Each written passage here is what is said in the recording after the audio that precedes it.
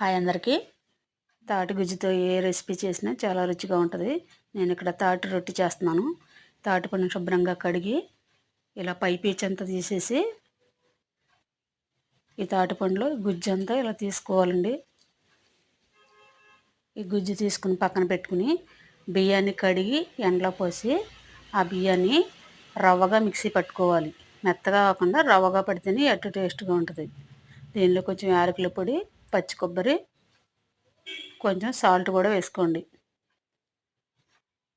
Salt వేసుకున్నాక తీసి పెట్టుకునే గుజ్జుని ఆ మిశ్రమంలో వేసి మొత్తం అంతా కలిసేలాగా కలుపుకోవాలి.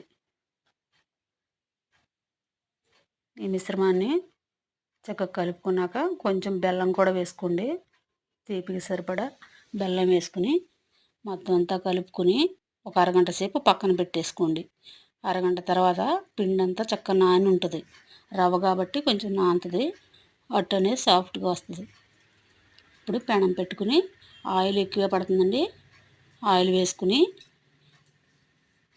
కలిపి పెట్టుకునే మిశ్రమాన్ని అట్టులాగా వేసుకోవాలి. ఈ అట్టు చేతితో గరిటెతో రాదండి. అలాంటప్పుడు చేతిని తడి చేసుకుని ఇలా రౌండ్గా అట్టు మాదిరి వేసుకుని మూత పెట్టేసేయండి. మూత పెట్టేసి సన్నటి సెగ మీద మగ్గనిస్తే అట్టు అనేది చక్కగా వేగుతుంది. ఈ అట్టు అడుగు కాలింది కాబట్టి మళ్ళీ తిరగేసుకుందాం. చూసారా, చక్కగా వచ్చింది తాటి రొట్టె అనేది. లోపల కూడా సాఫ్ట్గా ఉంది. ఇలా మీరు కూడా ట్రై చేయండి.